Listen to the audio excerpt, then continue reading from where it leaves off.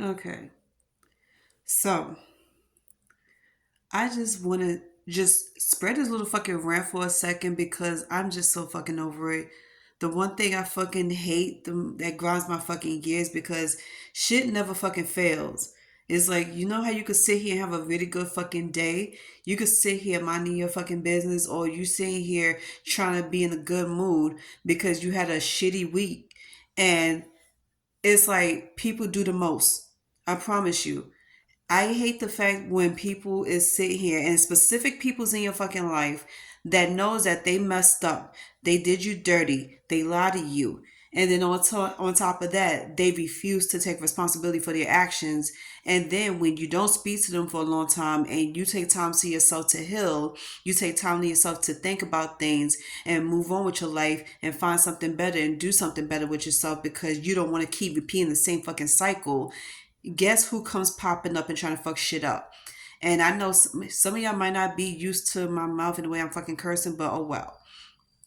The one thing I hate is that when you starting all over and you trying to do your thing and you starting to see progress in your behavior and your whole healing process, because as many times people keep saying, oh, you're going to heal over due time, people are expecting for you to heal within a short time period span, and that is not even realistic and it doesn't exist.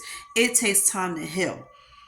And when you finally finish healing, you start seeing people popping up at the woodwork. You start hearing people talking their shit.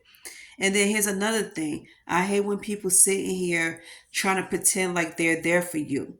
Like they're your biggest supporters. They're there for you no matter what.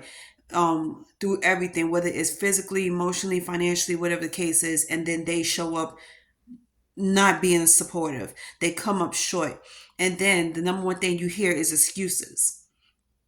This is what fucking grinds my gears because when you try to have faith in someone and you try to believe that there is some goodness in somebody, they show you the opposite. They show you that they can't be trusted. They show you they're not loyal. They show you that they are not as supportive as they claim to be. And I had to catch one person in their life because how dare you try to pretend like you was there for me when I need you the most when you wasn't. Just like how I had an incident a while back, say about maybe a month or two ago. And this was, yeah, I think it was in April. And my baby father, let's put it like this because I'm going to be frank with you. I started speaking to my baby father a long time ago. And like I said, I had to heal from that situation.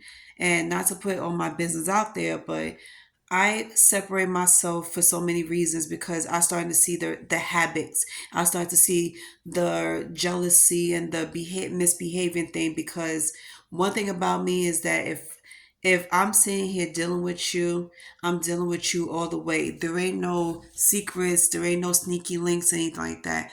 But he had sneaky links and then lied about it. And then there was so many evidence as to why as to him being like why he's lying and everything. It's evidence that shows that he was lying. And I left him alone. And all of a sudden I get a phone call out the blue and then him knocking on my door and then the harassment started.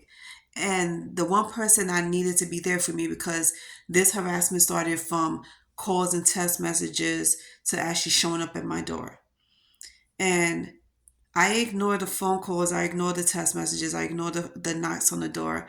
And it was getting to the point I couldn't bear it anymore because it was once a day to two times a day to 4 or 5 times a week.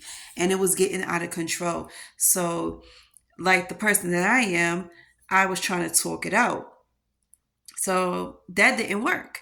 And I see some people you just can't talk things out with because they don't believe in language. They don't believe in talking things out.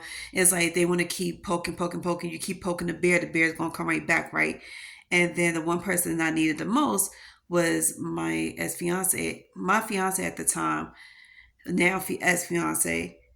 And I couldn't even get him to even be on the phone, let alone come and protect me and have my fucking back.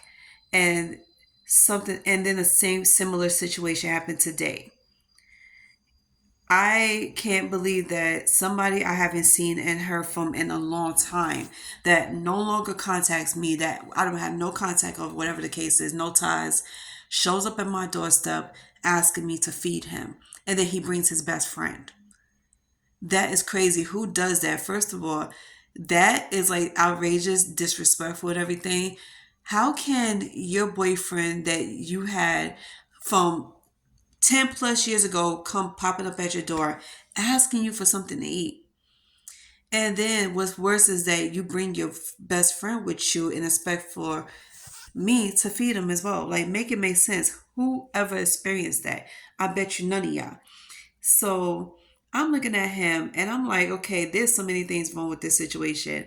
And then I told my ex fiance, like, watch this nigga gonna come back to my door. And what do you know? He did. He was knocking on my door.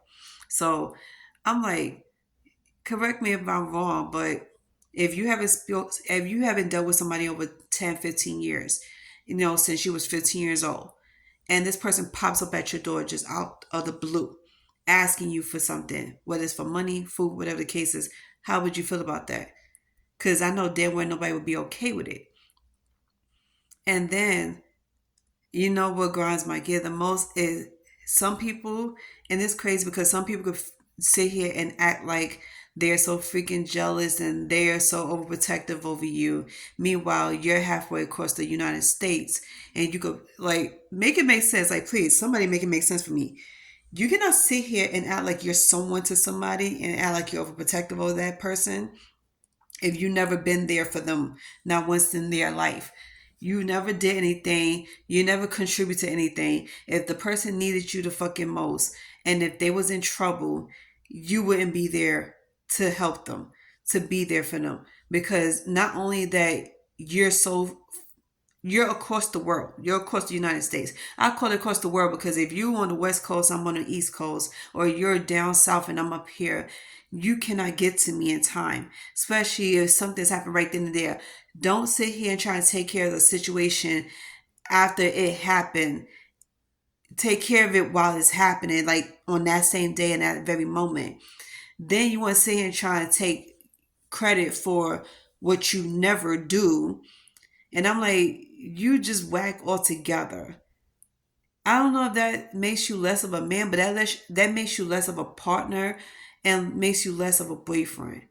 So don't consider yourself somebody's husband, somebody's boyfriend, whatever the case is, because you didn't do your part as one.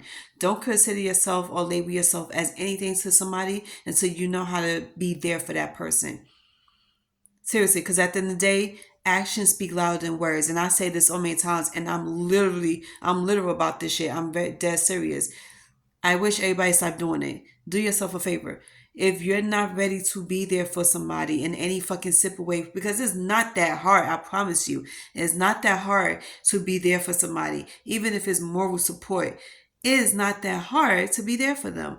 Don't sit here and claim you're going to be there for that person. And when something happens and you're not there for that person, you're not there to protect that person or save that person because you're in West Bubble Fuck. Don't take credit that you did something because you didn't do shit. Okay, you didn't do nothing. Because I'm like, where were you when I was being harassed, threatened, and attacked? Where were you when I was constantly being disrespected and neighbors getting on my fucking nerves, or somebody treating me unfairly, or the fact that I had to defend myself against a man? Like, where were you? It's one thing if it's me and another woman getting into an argument, disagreeing, whatever the case is, and then, yeah, I can handle myself. But if it's a guy and there's more than one of them, like, seriously, how am I supposed to depend on you if you're not here? And this goes for everybody too, as well as family, because there was numerous times that I did tell my situation to some family members and I didn't get any reaction out of them. And then what's worse is that if I do get a reaction out of them, it's not what I expected. And I'm saying this to say that people out here need to seriously, like, step up your shit. Step it up. It's either shit or get off the pot. Otherwise, stay the fuck away from me. Because I feel like people don't deserve to be in my life just to say, oh, I'm taking up space. People want labels. but they don't put in the work for it. People want to sit here and say, oh, I did this, I did that, taking credit for something they don't do. That's not attractive in any way. And I wish people would stop doing that. And I was like, yo, you serious? And then they want to get mad at you when you just throw them away like trash, because you are trash. Just like your love for me is trash.